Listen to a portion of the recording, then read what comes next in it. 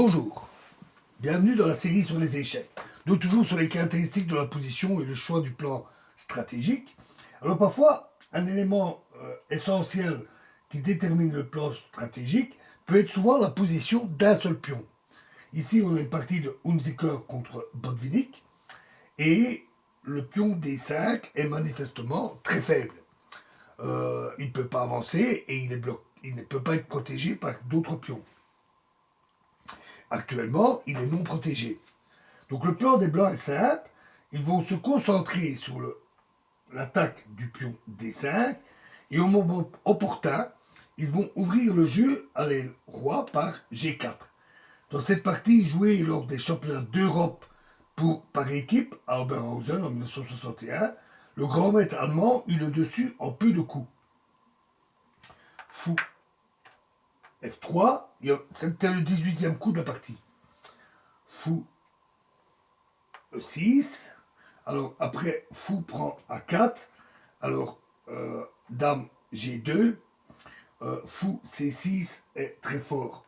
Fou C6.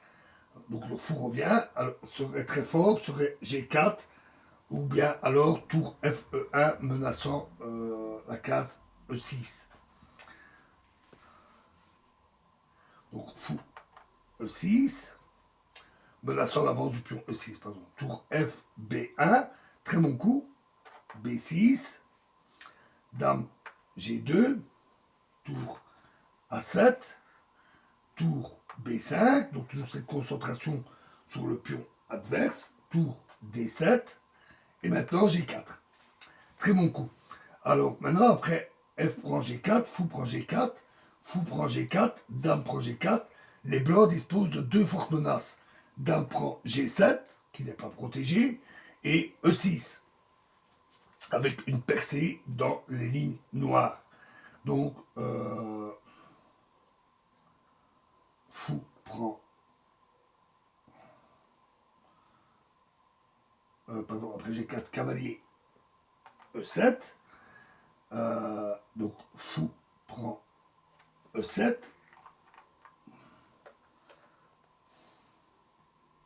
Roi prend E7. Alors maintenant, pas G prend F5, hein, parce que sinon, c'est fou prend F5 et suivi de tour G8. Et les noirs sont très bien. Les blancs voulaient aussi éviter la possibilité de G5. Et après F G5, F prend G5, tour G8. Donc ils ont joué roi H1 pour alléger cette colonne pour éviter les menaces sur le roi. G6, tour B1, roi F8, G prend F5, maintenant c'est possible. Sur G prend F5, les noirs sont impuissants après tour G1, donc ce qui serait très lourd. Donc fou prend F5, fou prend D5, dame H4, fou E4, un très bon coup. Dame prend F4, fou prend F5.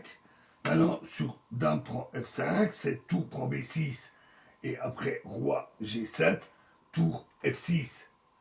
Là, dame G5. Et alors, dame F3, suivi de tour F1 avec une attaque brutale sur la position des noirs.